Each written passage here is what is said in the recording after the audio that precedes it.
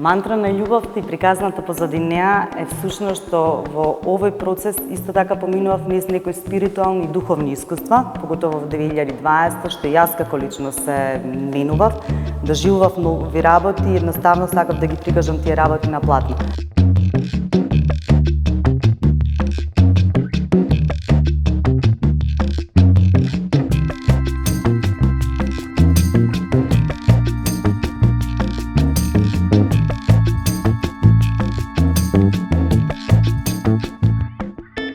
Оно што мене лично ми годеше во 2020 е тоа што покрај целото лудило што владееше, јас преку своето творештво успеав да се изолирам, едноставно направив кат на сите оние вести, случувања и се што се беше со короната. Јас тотално се посветив на себе, на работата, на твориштвото, на семејството, на чашата вино, на уживањето над звездите. Така да за мене 2020 беше најсмирена година во целиот мој животен досегашен период.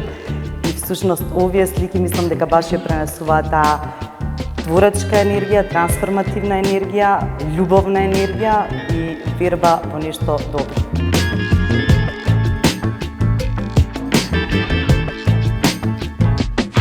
Природните појави, не знам, полната месечина, изгревот на сонцето, густината на облаците, жуборот на реките или морето или океанот, што и да, е тоа што ме понесува. Во моите медитации едноставно ми се јавуваат визии, слики кои што потоа ги пренесувам на платно. Тоа се некои визии што како јас го замислувам или сакам да биде светот едно малку поубаво, шарено место, полно со љубов за живење.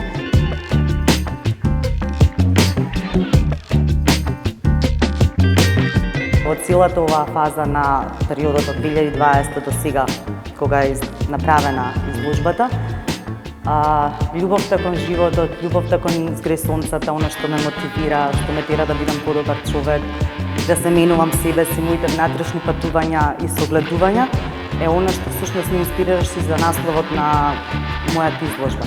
Затоа што покрај тоа што сум сликар, имам некоја примерна друга професија, меѓутоа сепак вистинската љубов, вистинската пасија, она што се целосно уживам да го правам, е сликањето. И од тука доаѓа и насловот Мантра на љубовта.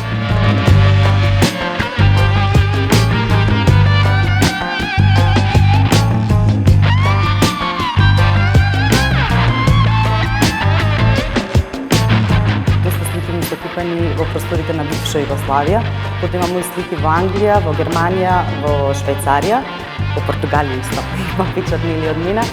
И можам да спомнам дека во Америка и во Австралија. Во Австралија има бивша колешка која што многу се допаѓаше мојата уметност и секој пат кога одеш и се враќаше бидејќи од таму, едноставно на пријателите или роднините како подарок взимаше дел од Македонија и некој што создал овде.